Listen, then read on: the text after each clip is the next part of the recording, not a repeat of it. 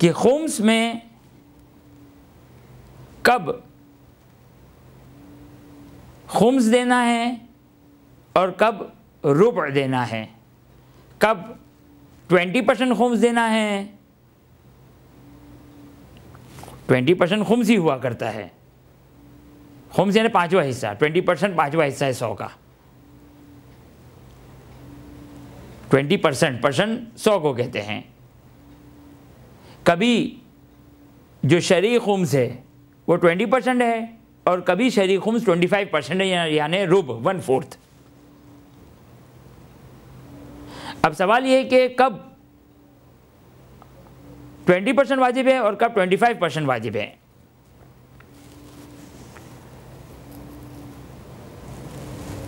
आम हालात में तो ज़ाहिर खुम्स ही है 20%, 20%। अच्छा, यहाँ पर एक मसला बयान कर दें ताकि वो लोग इस मसले को मज़ीद सुनने की ज़हमत ही ना करें। वो अफराद के जो अपना ईयर टू ईयर सारी कैलकुलेशन एक साथ करते हैं, जैसे जिन्होंने तारीख फ़िक्स कर दी, वो अपनी तारीख पर तमाम चीज़ों का हिसाब किताब करते हैं, सबका खुम्स लगा देते हैं, सबका खुम्स हिसाब कर लेते हैं। तो जो ईयर टू ईयर जो डेट फिक्स की हुई उस पर तमाम चीज़ों का खुम्स दे देते हैं, उनके लिए कोई प्रॉब्लम नहीं है। वो अपना 20% की कैलकुलेशन करें, खुम्स का हिसाब रखें, 1 पंजुम 1/5 खुम्स निकलेगा, वस्सलाम। अब चाहे कैश से दें, चाहे चीज़ से दें, चीज़ का खुम्स कैश से दें, कोई इशू नहीं है, कोई प्रॉब्लम नहीं है। ऐसे अफराद को कि जिन्होंने डेट फिक्स की हुई है, इस डेट पर अपनी तमाम चीज़ों का खुम्स दे रहे हैं, उसमें वो 20% का हिसाब करेंगे, यानी 5वां हिस्सा, खुम्स का 5वां हिस्सा ही काउंट किया जाएगा और 25% की कैलकुलेशन इनके लिए एप्लीकेबल, और इनके लिए 25% की कैलकुलेशन नहीं है बल्कि 20% की कैलकुलेशन है। ये मसला आमतौर पर पेश किन के लिए आता है? ये उनके लिए पेश आता है कि जिनकी तारीख मुअय्यन नहीं है, जैसे आखुई के मुकल्लिदीन, आगे सिस्तानी के वो मुकल्लिदीन के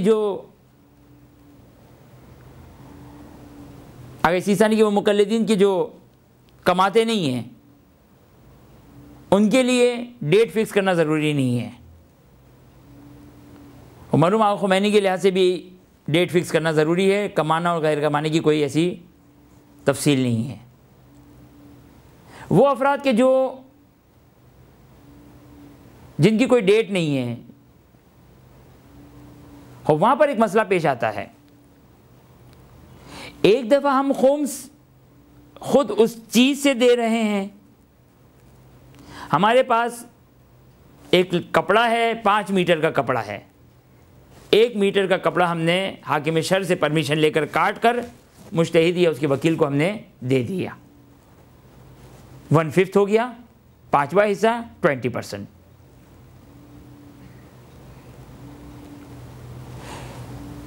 बस जिस पर खुम्स वाजिब हुआ है, जिस चीज़ पर, अगर उसी में से 5वां हिस्सा निकाल दिया, 5 किलो चावल थे, 1 किलो चावल उठाकर हमने मुज्तहिद या उसके वकील को दे दिए।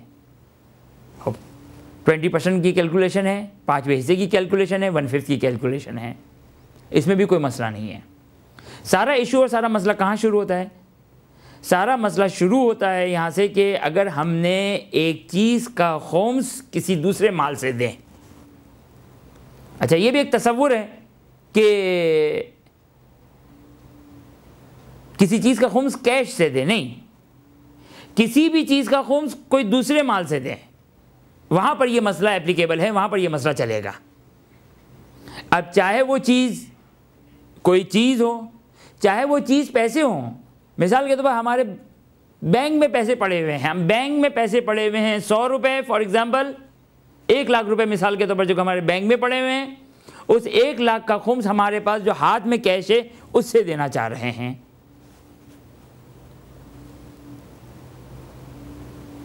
या मिसाल के तौर पर सूट पड़ा हुआ है, कपड़े पड़े हुए हैं, XYZ कोई चीज़ पड़ी हुई है, उसका हम कैश के ज़रिए से खुम्स देना चाहते हैं। बस ये मसला कहाँ पर चलेगा? ये मसला चलेगा एक तो उन लोगों के लिए कि जो डेट के मुताबिक सारी चीज़ों का हिसाब नहीं कर रहे हैं, उनके लिए नहीं ये मसला एक।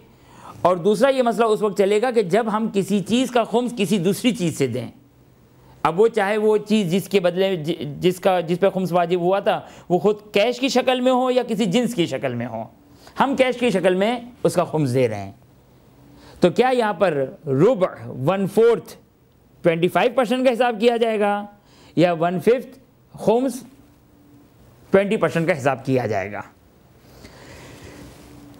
अच्छा, अब हम जब जिस कैश से खुम्स दे रहे हैं, अगर ये चीज़, ये कैश जिसे हम खुम्स दे रहे हैं, इत्तेफाक से ये खुद वो पैसा है कि जिस पर खुम्स नहीं है। यानी क्या मतलब? यानी मीरास में हमें मिला है, मीरास पर खुम्स नहीं है। गुज़िश्ता साल हम इस पैसे का पहले ही खुम्स दे चुके हैं। अगर ऐसा पैसा है जिस पर अब दोबारा खुम्स नहीं आएगा कभी भी, यानी जो इस साल की आमदनी नहीं है, खुम्स किस पर है? खुम्स साल की आमदनी पर खुम्स है। ये मीरास है, मीरास एग्जेम्प्ट है, इस्तिस्ना है। ये मुकम्मस है, पिछले साल हमने इसका खुम्स दे दिया, इस साल की आमदनी नहीं है ये। बस